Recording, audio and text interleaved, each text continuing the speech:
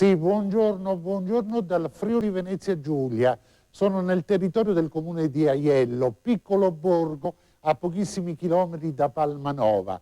Intorno a me oltre 20.000 pezzi che fanno parte della raccolta museale più importante di tutto il nord-est. Sono infatti all'interno del Museo della Civiltà Contadina del Friuli dell'età imperiale. Qui sono gli oggetti che hanno segnato profondamente il lavoro, la fatica e anche l'evoluzione dal 1500 al 1918. Alla mia destra Michele Formentini, buongiorno, che è il presidente dell'associazione culturale che gestisce oltre questi pezzi che non fanno parte soltanto del lavoro e della fatica contadina. Perché imperiale? C'è una pagina di storia molto importante anche. Sì, è imperiale perché il Friuli etnico è molto grande e questa parte, che è la parte orientale, è sempre stata sotto l'impero austro-ungarico e pertanto aveva delle notevoli differenze.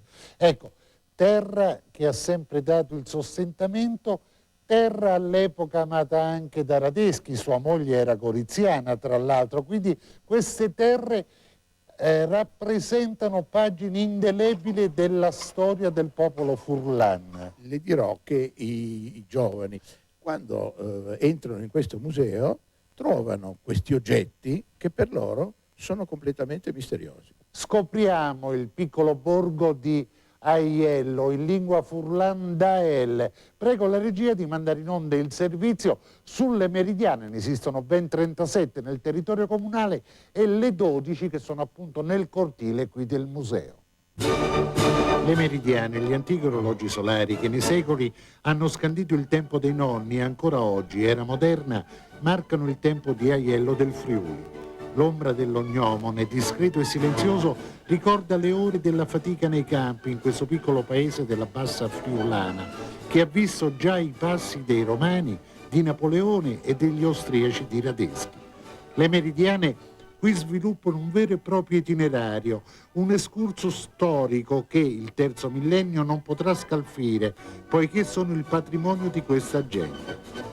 Aiello non è però solo il paese delle meridiane, è un piccolo scrigno del popolo furlan, dove anche per le antiche ville seicentesche dei signori, che venivano qui in vacanza, può vigere il motto che prendiamo da Dante Alighieri: passano il tempo e l'uomo non se n'avvede. Avvocato Michele Formentini, all'interno del museo una cartografia anche molto marcata. Il catasto fu iniziato da Maria Teresa nel 1750 e quindi ancora oggi le particelle, salvo le divisioni che poi sono state nell'era moderna, però sono ancora sempre quelle. È stata reintrodotta, se ne erano perse un po' le tracce, in tempi recenti addirittura l'allevamento dell'oca. E Bruno Pessotte ci fa vedere appunto come realizza il prosciutto cotto d'oca. Prego la messa in onda del servizio. Prosciutto cotto d'oca, l'unico prosciutto al mondo confezionato interamente a mano. Viene preparato utilizzando un'oca fresca, totalmente disossata, che viene poi farcita con carne d'oca, con carne di coscia d'oca a sua volta disossata completamente a mano, cucita a mano, riempita a mo' di borsa e poi viene legata sempre a mano. Quest'oca così confezionata a mo' di arrosto viene infornata, cotta per oltre 12 ore e viene lievemente affumicata. Questo è un prodotto di nostra invenzione ed è assimilabile a un prosciutto cotto di maiale. Ne esiste anche una versione particolare che va sotto il nome di porca l'oca in virtù del fatto che la farcia al suo interno è composta di carne di maiale. Le spezie utilizzate sono per lo più maggiorana.